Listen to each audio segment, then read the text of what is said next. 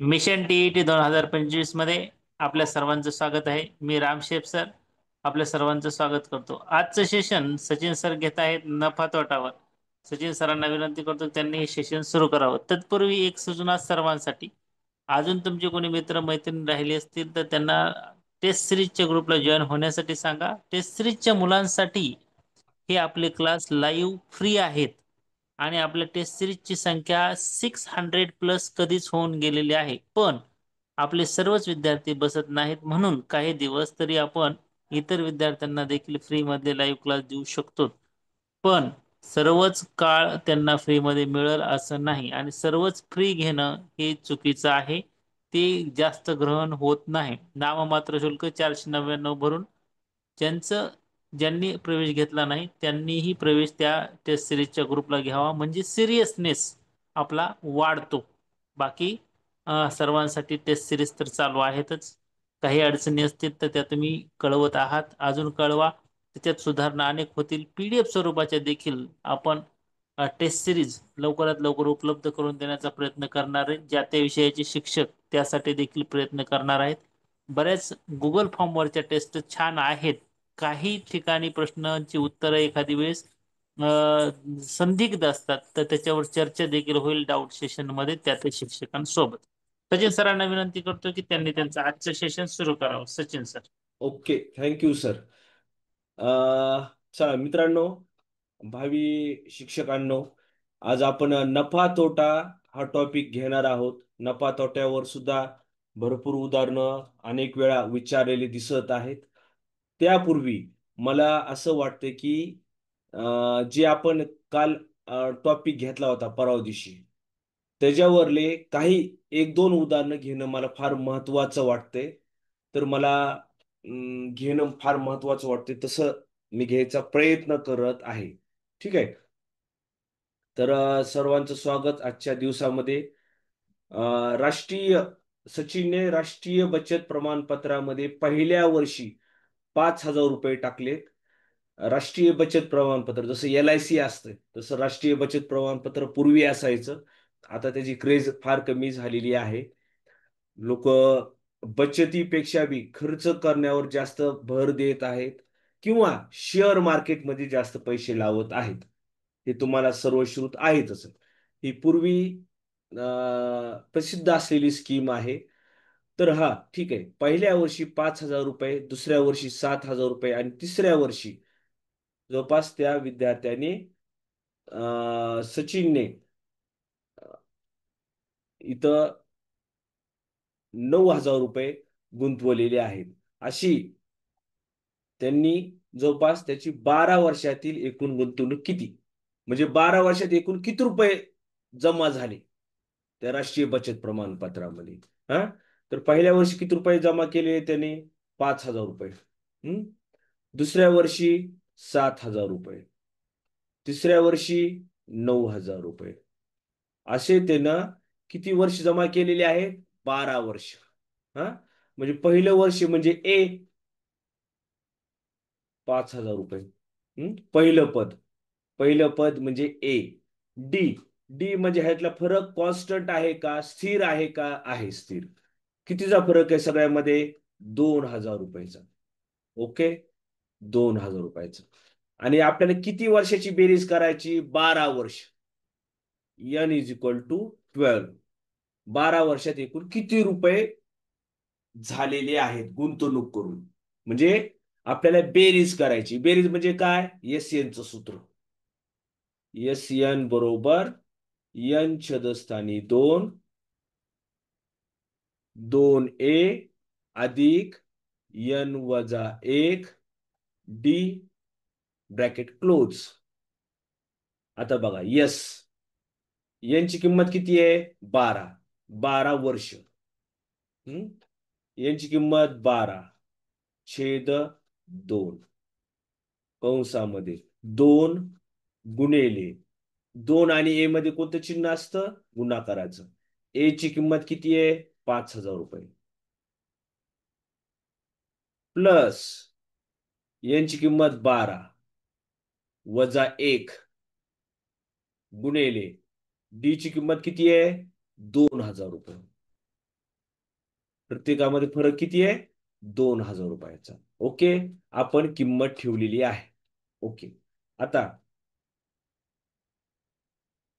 Yes 12 बरोबर bake बे बेसक्क 12 6.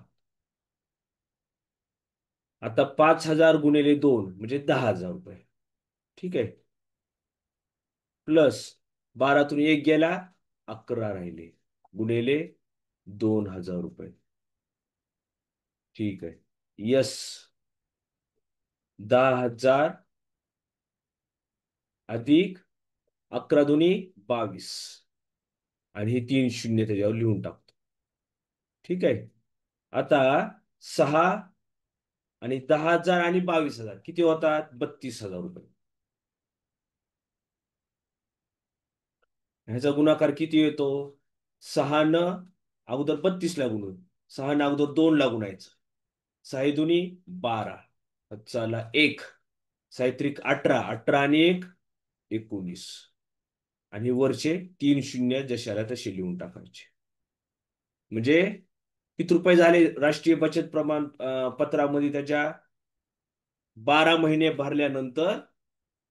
1,92,000 रुपये त्याचे राष्ट्रीय बचत प्रमाणपत्रामध्ये जमा झालेले आहेत. ओके, प्रश्न काय होता आपला? पहिल्या वर्षी 5,000, दुसऱ्या वर्षी 7,000, तिसऱ्या वर्षी 9,000 असे 12 वर्ष जमा केले. तर हे जे आपण मांडणी केलेली आहे, बरोबर आहे का? मग मांडणी केल्यानंतर ए ची किंमत 5,000 रुपये, डी ची किंमत म्हणजे फरक, प्रत्येकामध्ये फरक कितीचा आहे? 2,000 रुपयाचा. एन 12, 12 म्हणजे किती महिने त्यानं बचत केलेली आहे, गुंतवणूक केलेली आहे? 12. हे सूत्र आहे, सूत्र पाठच करावं लागतं, नो ऑप्शन. ह्याला काय ट्रिक वगैरे काहीही नाहीये. 10वीच्या सिलेबसला हा पाठ आहे. किंमत ठेवली आपण, काटाकाटी केली आणि अशी किंमत आलेली आहे. 1,92,000 रुपये त्याची बचत आहे. ओके, सर्वांना समजलंय? येस. ओके, मी पुढे जातो आता. हे थोडं मोठं गणित आहे, मुद्दामून परीक्षेमध्ये येण्यासारखं उदाहरण आहे. परीक्षेमध्ये, ठीक आहे नाही? परीक्षेमध्ये येण्यासारखं उदाहरण आहे. तर आपण हे उदाहरण घेऊ आता. बघा आता, हे आता एस यांचं सूत्र आहे ना, त्याच्यावर आधारित आहे. प्रश्न वाचून घ्या. एका ग्रहस्थाने 8,000 रुपये कर्ज घेतले आणि त्यावर किती रुपये व्याज दिलं त्यानं? 1,360 रुपये व्याज देण्याचे कबूल केले. प्रत्येक हप्ता आधीच्या हप्त्यापेक्षा हे करावं लागलं.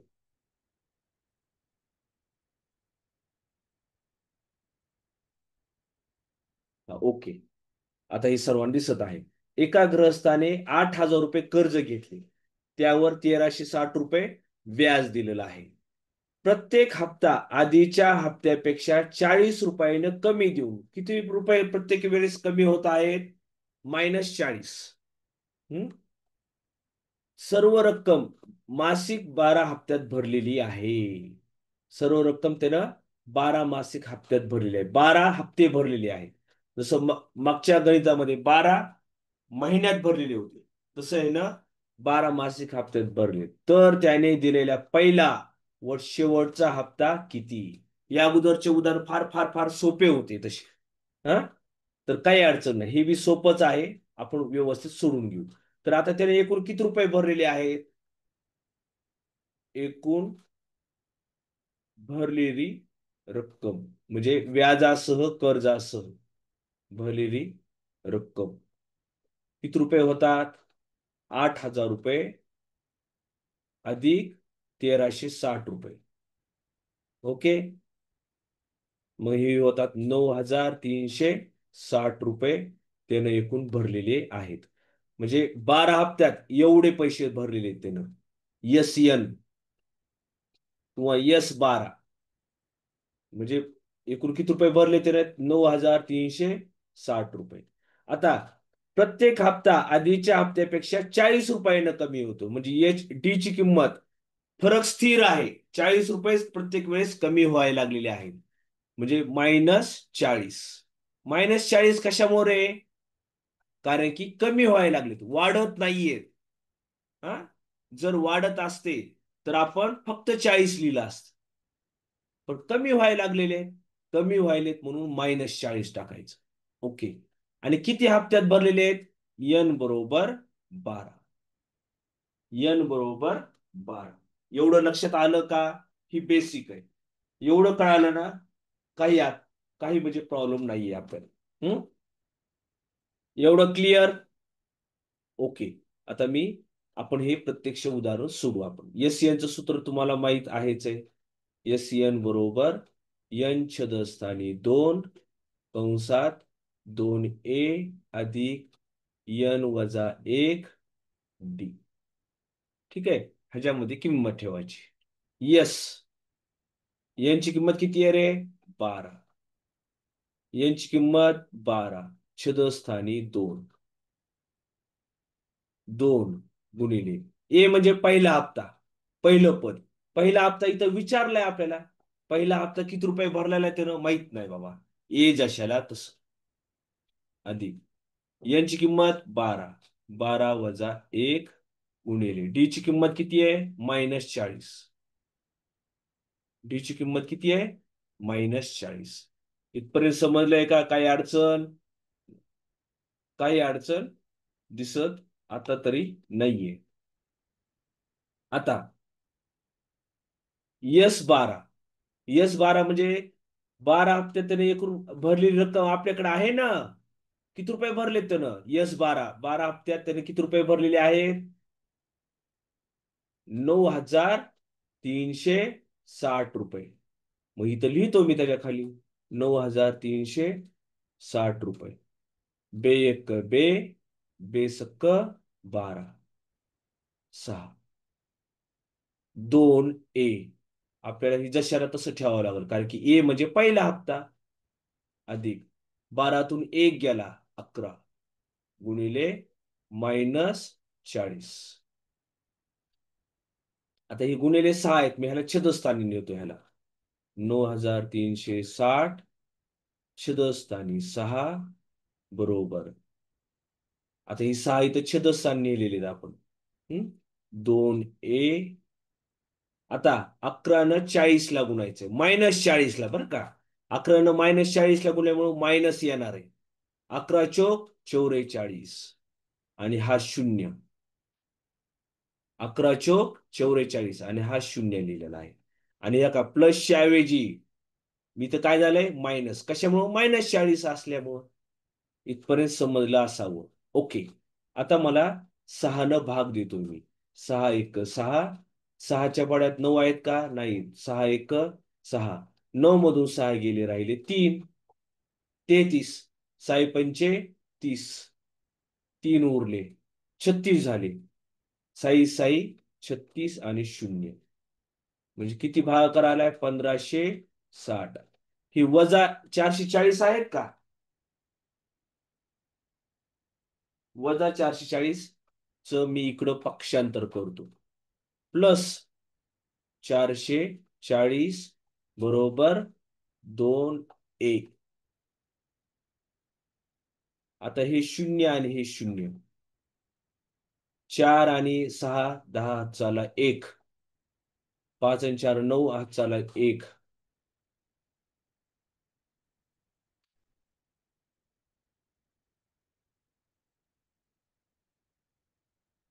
काय चुकलेलं आहे इथं?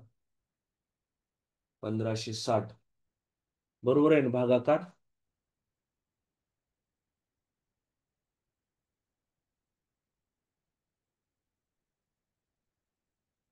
बरोबर आहे. काय अडचण नाही. किती आली? 1560 आणि 440. बेरीज किती आली? 2000 रुपये. 2a. आता ह्या 2 न 2 आणि ए मध्ये कोणतं चिन्ह असतं? गुणाकाराचं. 2 छेदस्थानी घेऊन जातो ह्याला मी. ठीक आहे.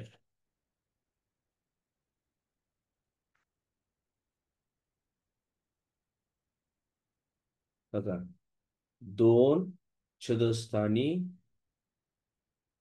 इथं 2 मी भागाकार घेतो, 2 बरोबर 1.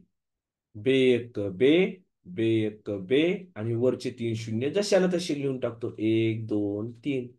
म्हणजे ए ची किंमत किती आली? 1,000 रुपये. ए म्हणजे काय? इथं पहिला हप्ता. ए म्हणजे काय? पहिला हप्ता. पहिला हप्ता त्याचा 1,000 रुपये ठरलाय. ठीक आहे. आता आता आपल्याला काढायचंय शेवटचा हप्ता. म्हणजे पहिला हप्ता आपण काढला, आता शेवटचा हप्ता काढायचा आहे. हे मोठं गणित आहे, मुद्दामून घेतलंय मी, हा. कारण की काही जणांना बोर वाटत असेल, मोठं गणित आहे. तुम्हाला सोपे गणित घेऊन मला तुम्हाला सोपं सोपं शिकवून मला म्हणजे ती योग्य वाटणार नाही. काही एखादं दुसरं दुसरं तिसरं उदाहरण जी परीक्षेला येऊ शकते असं वाटतंय मोठं उदाहरण, ती मुद्दामून घेतलेलं आहे. बघा, आता शेवटचा हप्ता मी घ्यायचा आहे. आता शेवटचा हप्ता म्हणजे 12वा हप्ता. हा, किती हप्त्यात तो फेडणार आहे? बघा, इकडे लक्ष द्या. त्यानं रक्कम किती हप्त्यात भरायची? 12 मासिक हप्त्यात भरणार आहे तो. आणि पहिला हप्ता आणि शेवटचा हप्ता विचारला. पहिला हप्ता आला आपला 1,000 रुपये. आता शेवटचा हप्ता म्हणजे 12वा हप्ता, म्हणजे 12वं पद काढायचं. कितवं पद? 12वं. T12 बरोबर आपण सॉरी TN, अगोदर TN चं सूत्र लिहू आपण, म्हणजे पद काढण्यासाठी जे वापरतो आपण. हा, 12वं पद काढण्यासाठी TN बरोबर A अधिक N-1 आणि D. बरोबर आहे का? हे सूत्र आपण त्याविषयी वाचलेलं आहे, अभ्यासलेलं आहे. आता टी, एन म्हणजे काय? कितवा हप्ता? 12वा हप्ता. ए म्हणजे काय? पहिलं पद. पहिलं पद म्हणजे पहिला हप्ता 1,000 रुपये अधिक यांची किंमत 12 वजा 1 गुणिले डी ची किंमत किती आहे? डी ची किंमत -40. प्रत्येक वेळेस हप्ता किती रुपयाने कमी होतो? -40.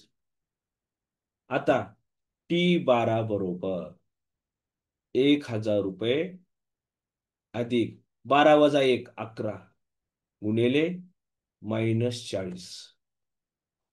1,000 रुपये. आता 11 -40ला गुणायचंय. गुणायचं म्हणजे ही मायनस इथं घ्यायचं अगोदर.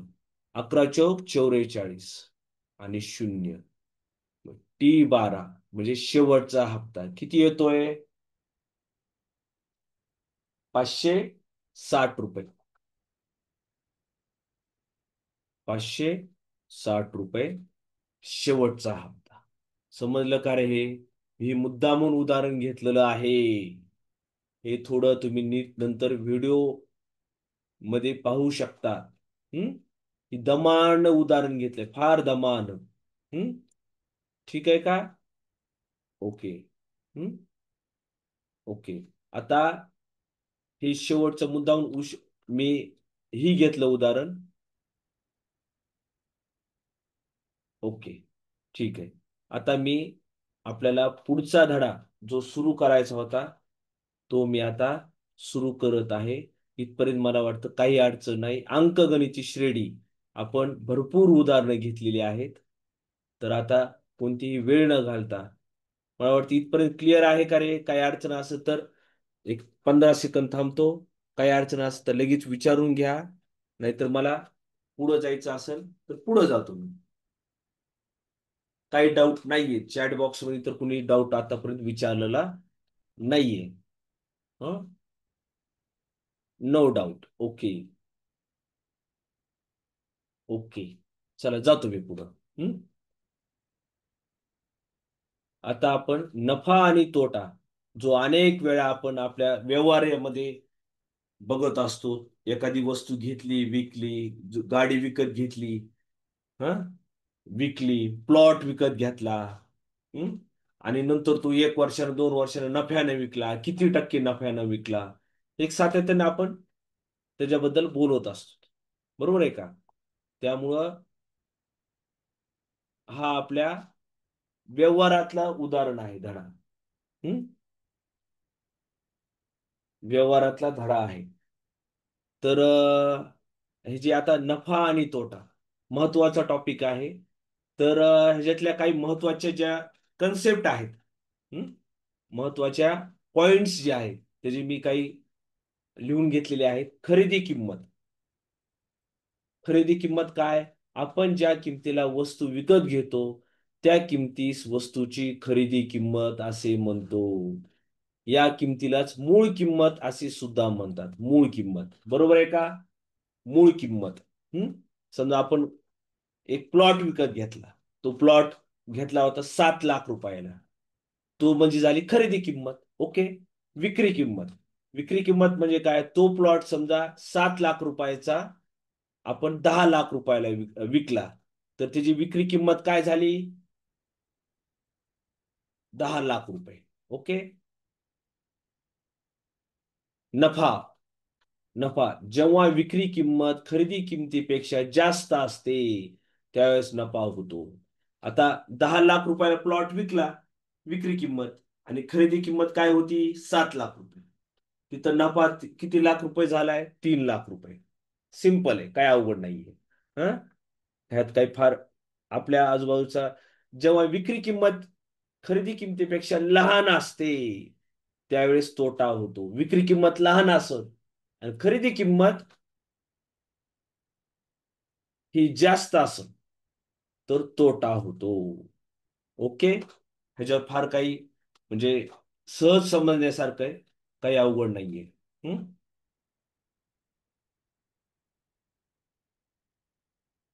आता छापील किंमत.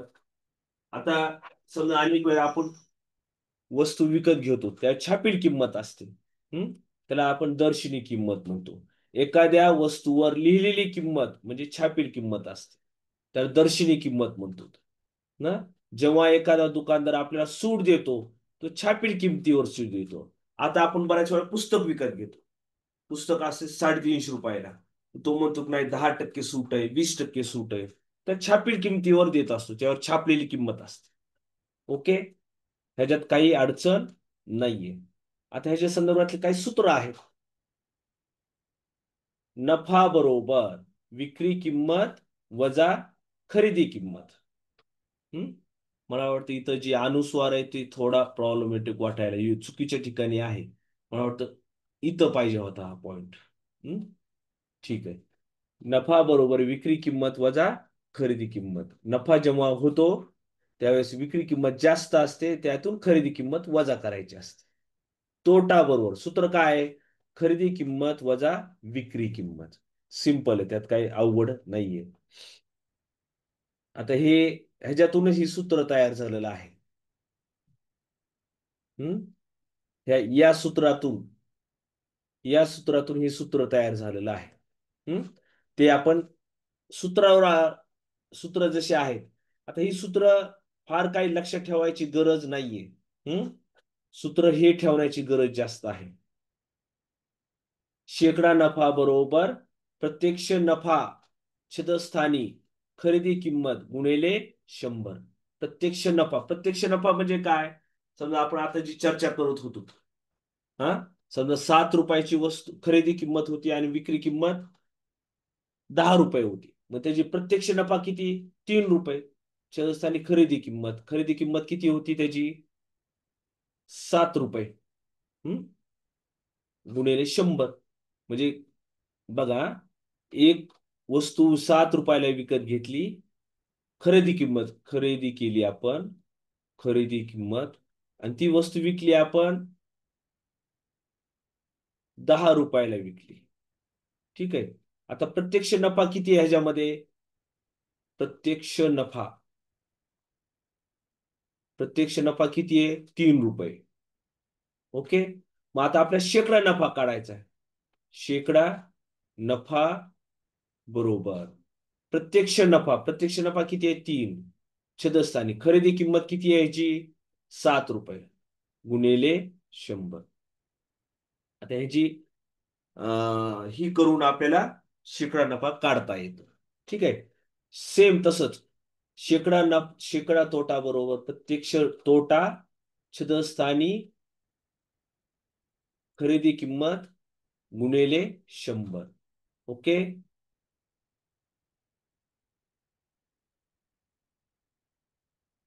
Okay, clear. ओके. तर आता हे सोपे उदाहरण आहेत सुरुवातीला, नेहमीसारखे. 780 रुपयाची वस्तू 800 रुपयाला विकली तर किती रुपये नफा होतो? सिंपल आहे. किती नफा होतो? हा, 20 रुपये. बरोबर आहे ना? 780 आणि 800तून 780 गेली, 20 रुपये. ह्याच्यात काय डोकं लावायची गरज नाही. सिंपल आहे. 480 रुपये ची खरेदी किंमत होती आणि विक्री किंमत काय? 350. कमी आहे. आणि तोटा झालाय. किती तोटा झालाय? 480 वजा 350 बरोबर 130 रुपये. किती तोटा झालाय? 130 रुपये तोटा झाला. ओके, पुढे जाऊ आपण. हम्म हे एकदम कळण्यासारखी उदाहरणं आहेत. आता 500 रुपयाची वस्तू त्यानं 600 रुपयाला विकली. म्हणजेच नफा झालेला आहे. प्रत्यक्ष नफा काढू आपण. प्रत्यक्ष नफा बरोबर किती आहे? 100 रुपये. हम्म आता शेकडा नफा काढायचा आपल्याला. शेकडा नफा बरोबर प्रत्यक्ष नफा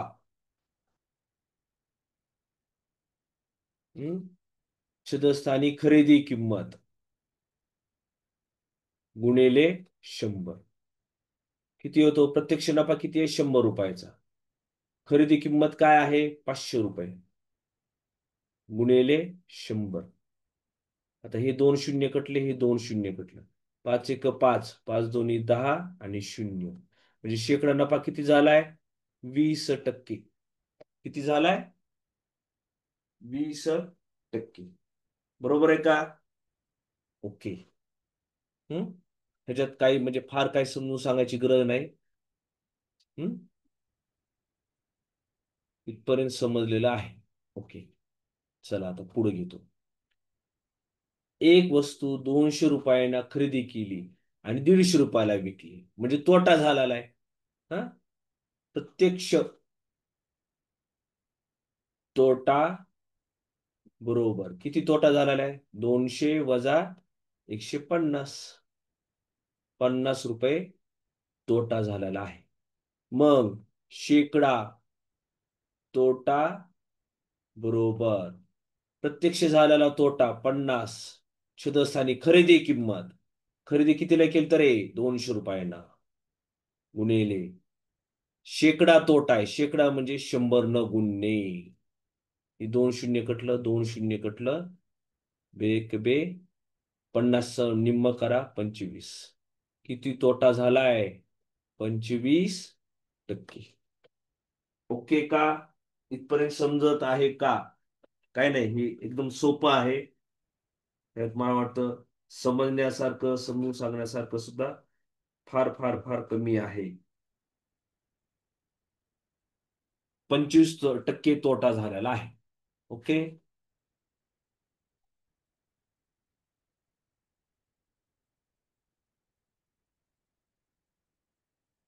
ओके, तर मी पुढे जातो. आता थोडं वेगळे उदाहरण. हम्म जी की परीक्षेत येण्यासारखी थोडंफार असण्यासारखे उदाहरण आहेत. एक वस्तू 700 रुपयाला विकल्यामुळे तोटा होतो. तेवढाच नफा ती वस्तू 1100 रुपयामुळे विकल्यामुळे होतो. बघा आता काय म्हणले? 700 रुपयाने विकल्यामुळे तोटा होतो. किती तोटा होतो? तेवढाच नफा ती वस्तू 1100 रुपयाने विकल्यामुळे होतो. बर का? लक्षात घ्या.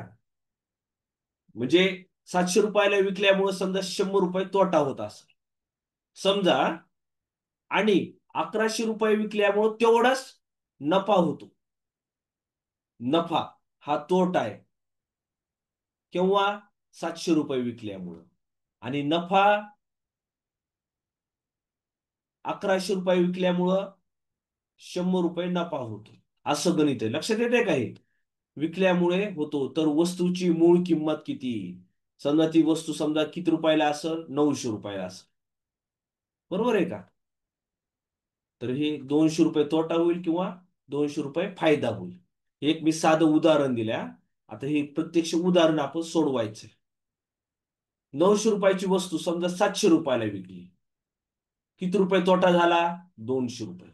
समजा 900 रुपयाची वस्तू 1100 रुपयाला विकली. किती झालाय तोटा? आपला नफा 200 रुपये. येते का लक्षात? या प्रश्नाचा अर्थ समजून घ्या. आता आपल्याला मूळ वस्तूची किंमत काढायची. कशी काढायची किंमत? तर ह्याच्यात आपल्याला ऍव्हरेज काढावं लागतं. हेच काढलेलं आहे. हेच उदाहरण बरोबर आहे. ऍव्हरेज कसं काढायचं? बघा, 1100 आणि मूळ किंमत काय करायचं? हे दोन्हीची बेरीज करायची. 1100 अधिक 700 छेद 2, छेदस्थानी 2. मग ह्याची बेरीज किती होते? 1800. हा, छेदस्थानी 2. बे एक बे 92 18 आणि वरचे 2 शून्य. म्हणजे मूळ किंमत काय झाली त्याची? 900 रुपये. येते का लक्षात? प्रश्न समजलाय? उत्तर कसं काढलंय समजलंय? दोघांचा ऍव्हरेज काढायचं. चालेल. No waste of time. आता ह्याच्यावर मी डबल उदाहरण मी घेत नाही. डबल उदाहरण घेत नाही मी. आता एका वस्तूची खरेदी किंमत व विक्री किंमत यांचे गुणोत्तर 10 जसे 11 आहे, तर शेकडा नफा किती? तर शेकडा नफा किती?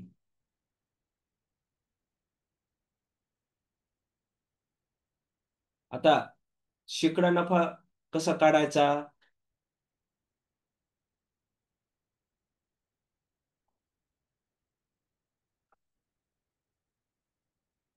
आता फॉन्ट व्यवस्थित दिसतोय का रे? ओके, फॉन्ट व्यवस्थित दिसतोय का? तर ह्याचे मी फॉन्ट मोठा करून घेतो दोघांचा. एकाची मागणी आली की सर प्रश्न फार छोटा दिसतोय. आता ओके आहे का?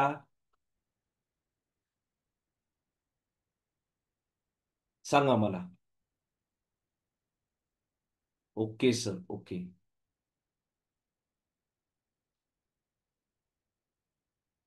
ऍव्हरेज करायचं, ऍव्हरेज. त्यामुळे 2 घेतलेले आहेत. चला, आता इथं काय दिलंय? खरेदी किंमत आणि विक्री किंमतीचं आपल्याला गुणोत्तर दिलंय. काय अवघड नाही, सोपं उदाहरण आहे. मग आपल्याला ह्या 2 गुणोत्तराचं काय करायचंय? खरेदी किंमत किती आहे इथं? 10 दिली. गुणोत्तर बरं का, ओरिजिनल किंमत 10 नाहीये. आणि विक्री किंमत किती दिली? 11 दिलेली. तर शेकडा नफा किती? शेकडा नफा किती? तर इथं सिंपल ट्रिक आहे. शेकडा नफा बरोबर, इथं बघा 11 वजा 10, जी गुणोत्तर आहे ना त्याच्यातला फरक काढायचा. 11 वजा 10 छेदस्थानी जी खरेदी किंमतीचा अंक आहे ना 10, तो छेदस्थानी लिहायचा गुणिले 100. बघा, दोघातला फरक लिहिला वरी अंशस्थानी, छेदस्थानी. हे आपला अंक आहे का खरेदी किमतीचा, तो अंक लिहिला 10 गुणिले 100. बघा, आता हा शून्य कटला, हा शून्य कटला. 11तून 1 गेला. आपलं 11तून 10 गेले. 1 गुणिले 10. 10 गुणिले 1 10%. किती टक्के ही झालाय नफा? शेकडा नफा किती झालाय? 10%. तुम्ही एक लक्षात ठेवा, खरेदी किंमत किती होती? 10 आणि विक्री किंमत किती होती? 11. कितीचा फरक आहे ह्याच्यामध्ये? टक्केवारीमध्ये काढला तर आपण 10%. आपण अंशस्थानी काय केलं? ह्या गुणोत्तरामधला फरक काढला, छेदस्थानी खरेदी अंक. आता असंच उदाहरण मला वाटतं मी घेतलेलं आहे. ओके, चला सोडवा बरं. तुम्हाला 15 सेकंद देतो. वही जर बरोबर समोर असेल तर. तोंडी काढू शकतात तुम्ही. चला सोडवा.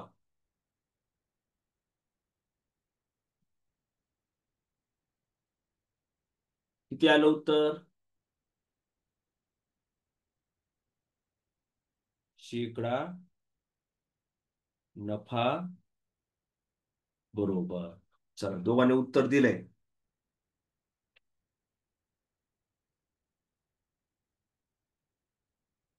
ओके. त्याला 4 जणांनी उत्तर दिलेलं आहे.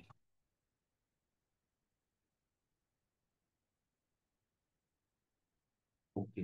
तर मी पटकन सांगतो आता. Wien road. हा 15तून 12 गेले, राहिले 3. छेदस्थानी खरेदी किमतीचा अंक लिहायचा छेदस्थानी. 12 गुणिले आणि शेकडा काढायचा आहे म्हणून काय करायचं रे, 100 न गुणायचं. 3 1 3, 3 4 12 आणि 4 न 100ला भाग दिला, 4 1 4, तर भाग देतो 25. 25%. ओके. ह्याच्यात काही नाही, सोपं आहे.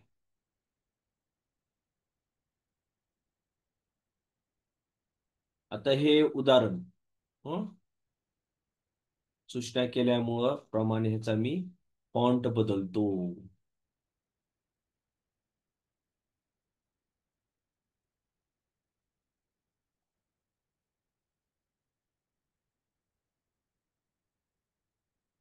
प्रश्न वाचून घ्या.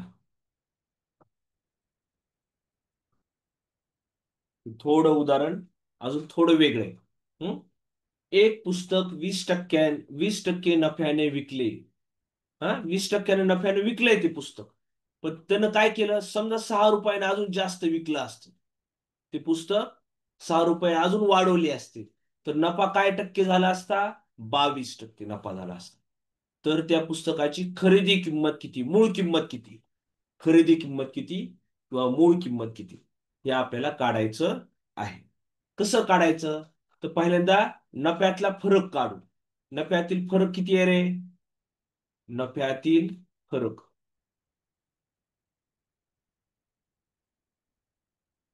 किती दिसतोय?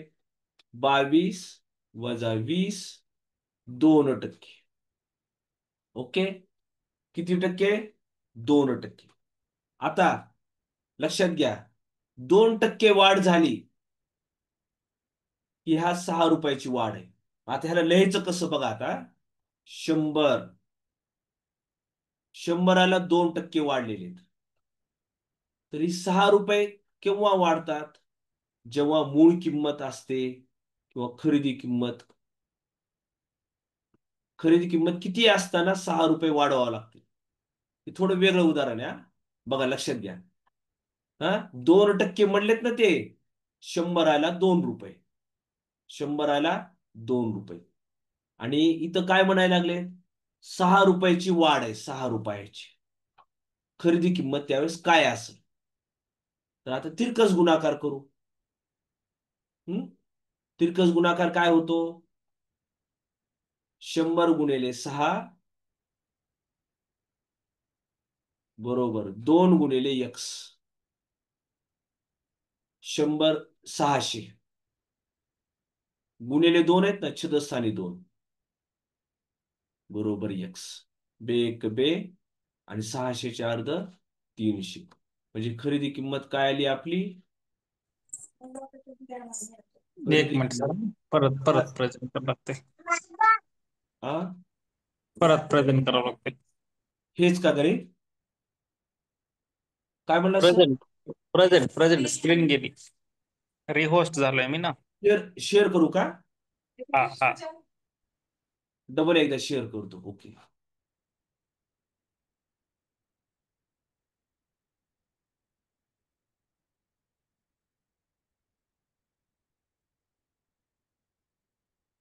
आलो का सर? Yes yes yes. हा. तर थोडं बघा समजायला, थोडं ही समजून घ्यायला वेगळं आहे. कसं डबल एकदा सांगतो, मग आता तुम्हाला खालचं उदाहरण घेतलं ना तर काही अडचण नाही, तुम्हाला लगेच येणार आहे 0 मिनिटात. हा, आता बघा, नफ्यातील फरक आपण 2% काढलेला आहे. नफा 2% झालाय, 100 आला 2. हा, आता आणि इथं किती रुपये, 6 रुपये घेतलेत ना जास्त, मग इथं 6 रुपये जास्त. दोन दोन 2% जास्त, 6 रुपये जास्त. मग खरेदी किंमत किती होती? एक्स. तिरकस गुणाकार केला, 100 गुणिले 6 बरोबर 2 गुणिले एक्स. 600 छेदस्थानी ही 2 आहेत छेदस्थानी खाली घेतलेत, आणि इथं ही केलंय खरेदी किंमत. आता सेम उदाहरण मी इथं खाली घेत आहे. चला, हे तुम्हाला यायला काही हरकत नाही. मी वाटलं तर वरचं उदाहरण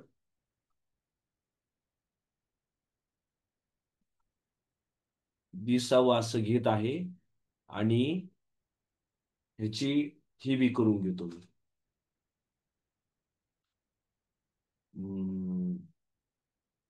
वाढून घेतो, फॉन्ट साईज वाढून घेतो.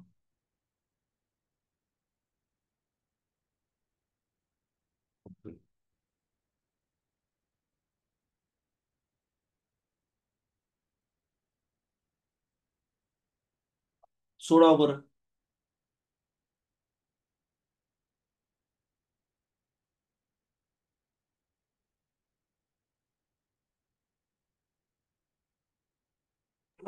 पूनम मॅडम बघा बरं, तुमचं माईक चालू होतंय का? तुम्ही आलात का बघा? पूनम मोराळे मॅडम आहेत का? सोडा उदाहरण हे. Yes. Yes sir, yes, okay okay. Sir तुमचं झालं की मला सांगा, लगेच हा हा, पूनम एवढं मॅडमचं एवढं. आपण हे करू. Yes yes. सोडवायला काय विद्यार्थ्यांनो, मित्रांनो, शिक्षक मित्रांनो, हे उदाहरण वरचं पहा आणि बरोबर येतंय, तुम्हाला काहीच अडचण येणार नाही.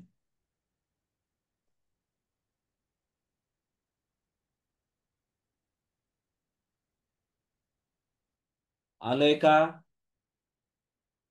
उत्तर द्या.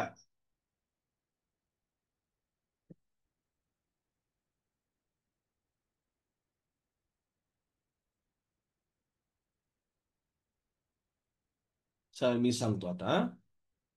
ठीक आहे, बऱ्याच जणांनी सोडवलेलं आहे, बऱ्याच जणांनी सोडवलेलं आहे. राईट. सृष्टी पाटील ताई बरोबर आहे. राईट. रुद्रा. ओके. माया शिंदे ताई. नो. 999 चुक, 900 लिहिलंय का तुम्ही? 900 लिहिले असं तर बरोबर नाही, मला जी दिसतंय मी ती वाचतोय. 600 नाही. बघू, हा मी सांगतो आता. हा, नफ्यातला फरक कितीचा आहे रे? नफ्यातला फरक, फरक नफ्यातला फरक किती आहे? 24% वजा 12%. 12% फरक आहे, बरोबर आहे. मग आता 100 12 आहे. 100 12. 100 रुपये खरेदी किंमत असेल तर 12 रुपयाची वाढ होती. किती रुपये? आता आपल्याला खरेदी किंमत विचारली. मग आता किती खरेदी किंमत असेल एक्स असताना, इथं वाढ किती आहे? 18 रुपये. हा, ठीक आहे. आता तिरकस गुणाकार सिंपल आहे. एवढं समजलं तर सिंपल आहे. आता 100 गुणिले 18 बरोबर 12 गुणिले एक्स. 12 गुणिले एक्स. आता बघा, 100 गुणिले 18 गुणिले 12 आहेत ना, मी छेदस्थानी 12 आणतो, बरोबर एक्स. आपलं काय, 6 2 12, 6 3 18, 2 न 100ला भाग द्यायचा म्हणजे 50. 50 गुणिले 3, एक्सची किंमत किती येते? 150 रुपये. ओके. ओके, आपण आज इथंच थांबू. Thank you very much. Ram sir, go ahead. Okay okay. Recording stop करतो, पूनम मॅडमची चालू करू.